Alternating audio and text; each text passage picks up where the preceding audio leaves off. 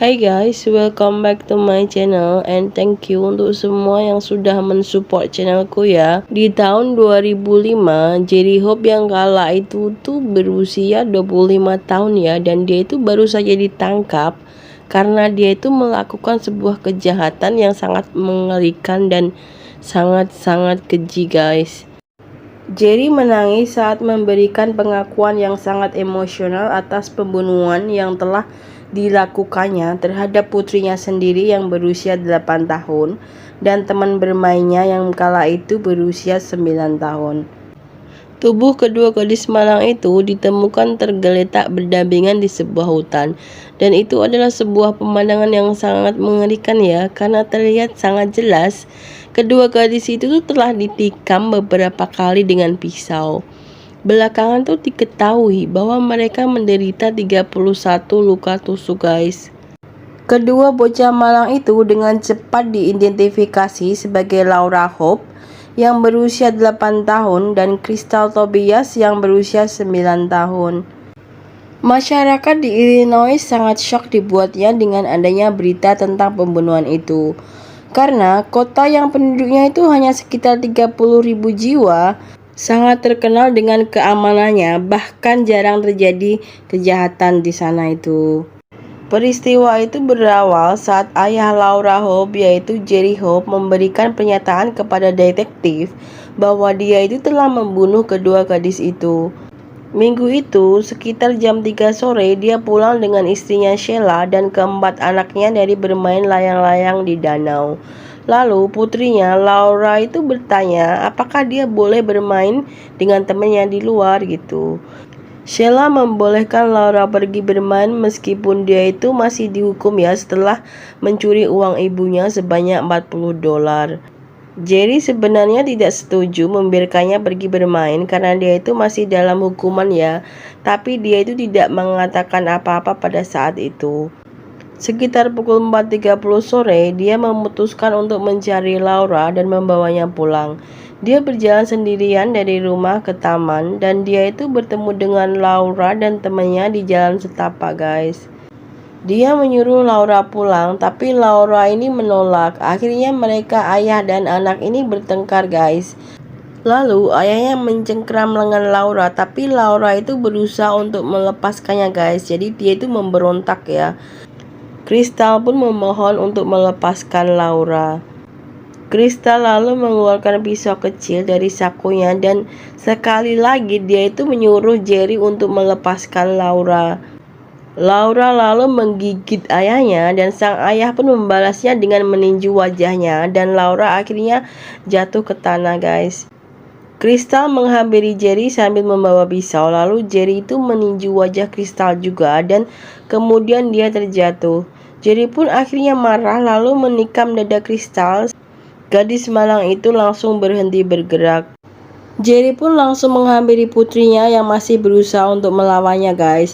Lalu Jerry ini kembali meninju putrinya itu loh guys, dan dia tuh menikamnya lagi. Kira-kira seperti itulah yang diungkapkan Jerry kepada detektif dengan berlinang air mata guys. Nggak tahu ini air mata buaya apa emang air mata sesungguhnya ya. Kita lihat nanti ya.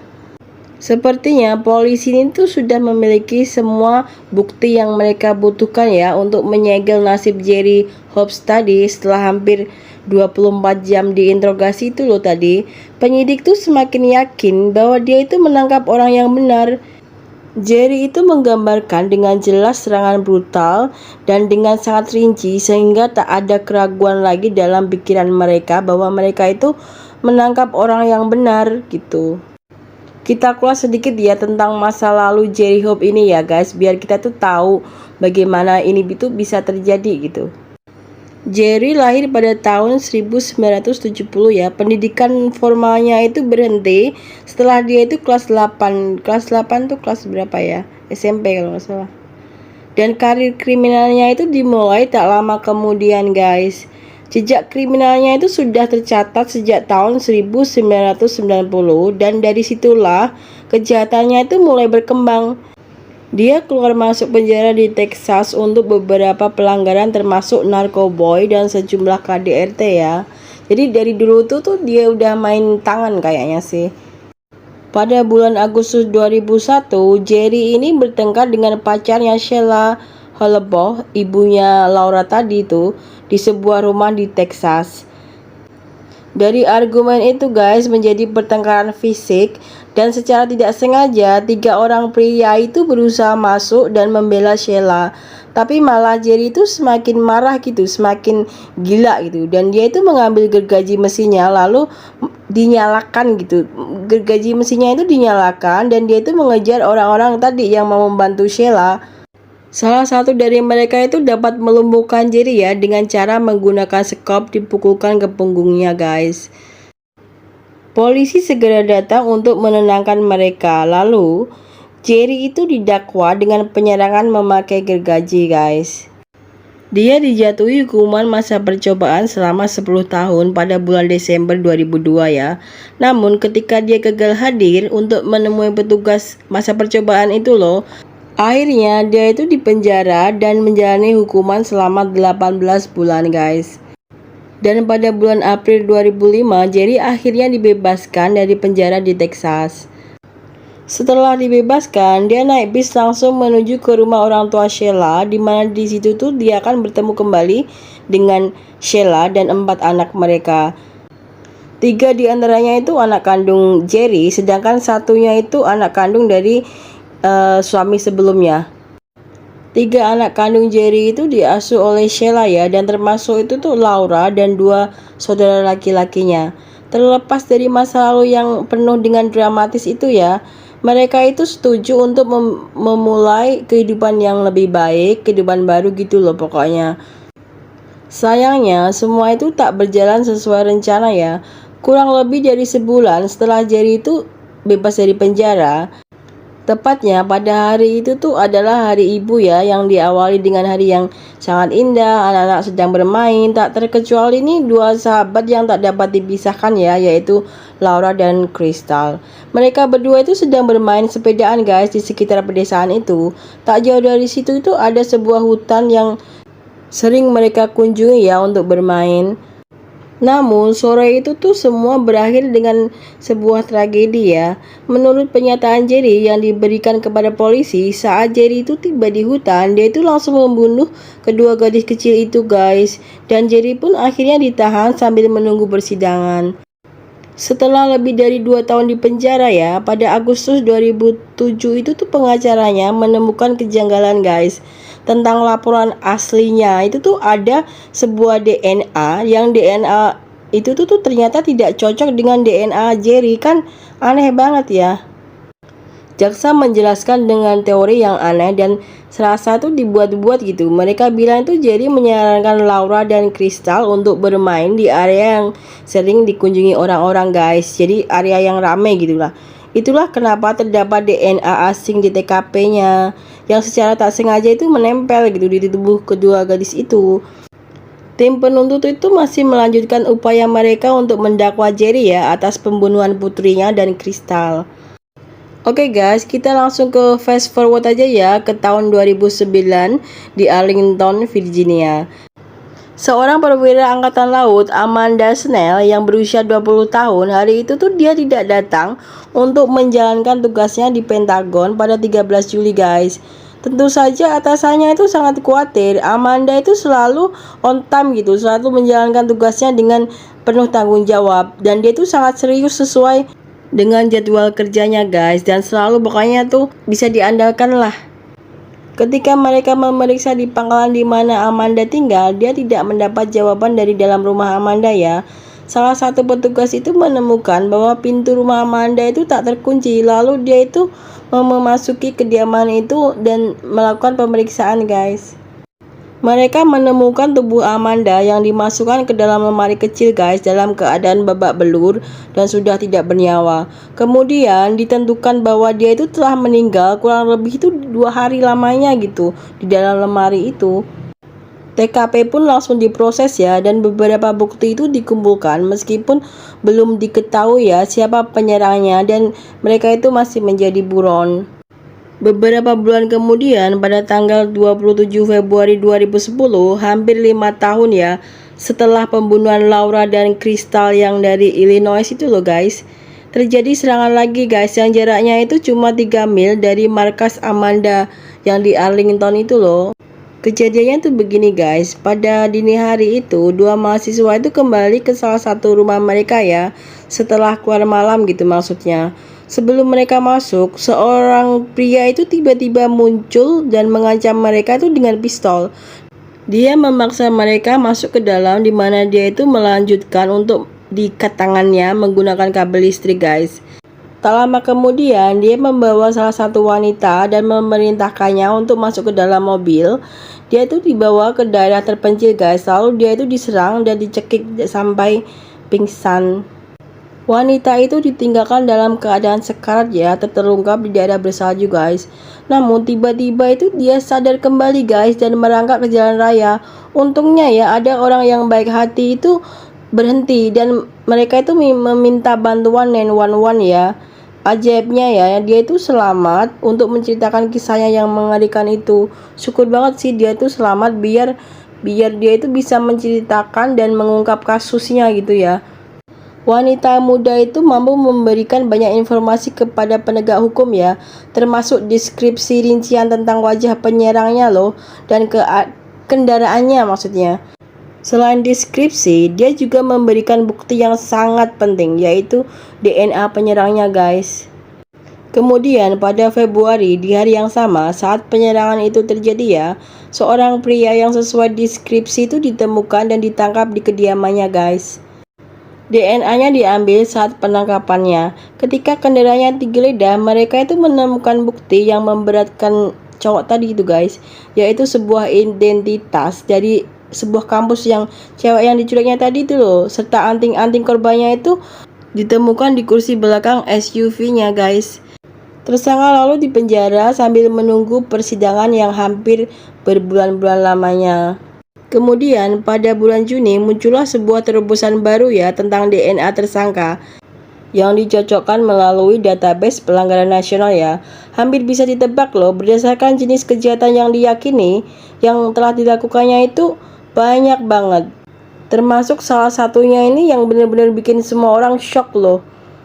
Kejadiannya itu tepatnya di Illinois ya pada 2005 atas pembunuhan kedua gadis kecil, yaitu Laura dan Crystal yang udah kita bahas tadi di depan ya. Tak butuh lama ya untuk menghubungkan dua kasus ini tuh ternyata bersangkutan ya, ada hubungannya gitu.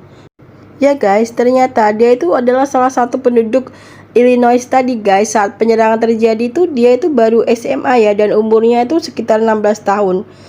Dan temuan yang lebih mengerikan lagi adalah diketahui bahwa dia itu ternyata temennya kakak Crystal. Jadi Crystal itu punya kakak dan temennya itu cowok yang ini guys, yang didakwa itu.